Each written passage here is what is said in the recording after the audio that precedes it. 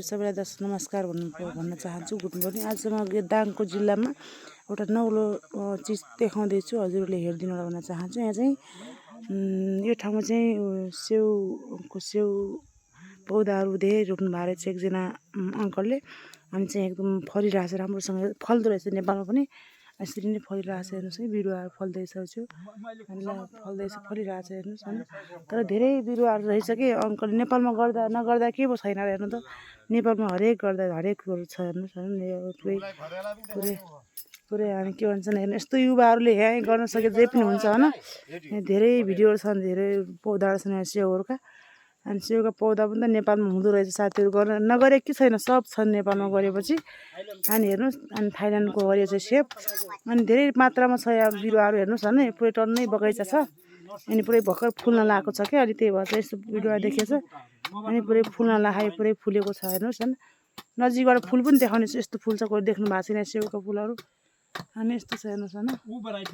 अनि पुरै यहाँ यस्तो दाङमा यसरी नै स्याउको पौधाहरू चाहिँ मैले पहिलोचोटि देख्दैछु होइन। तर आफ्नो नजिक आएर देख्दा चाहिँ धेरै खुसी लाग्यो। अनि हेर्नुहोस्, यसरी नै अब नेपालमा हामी नगरे केही पनि छैन, सब गर्न चाहेपछि गरेपछि सबै कुराहरू यहीँ पाइदो रहेछ, हेर्नुहोस् होइन। यति मिहिनेत गरेर चाहिँ यहाँ गर्नुभएको छ। यहाँ चाहिँ पौधा लगाउने अङ्कल चाहिँ यता हुनुहुन्छ। अनि यति मिहिनेत गरेर लगाउनु भएको छ। अङ्कल कति वर्ष भयो पौधाहरू लगाएको?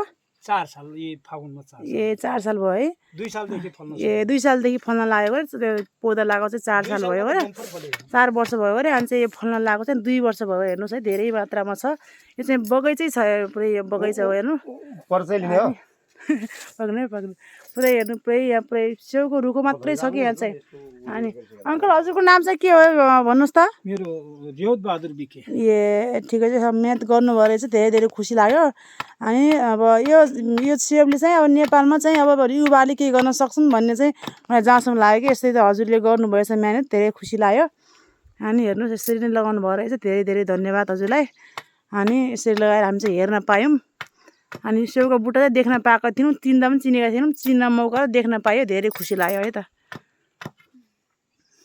चिनाउन हाम्रो पुसाइ हुनुहुन्छ यता चाहिँ, हामी दाङ जिल्लामा आइरहेका छौँ अनि घुम्न आएको।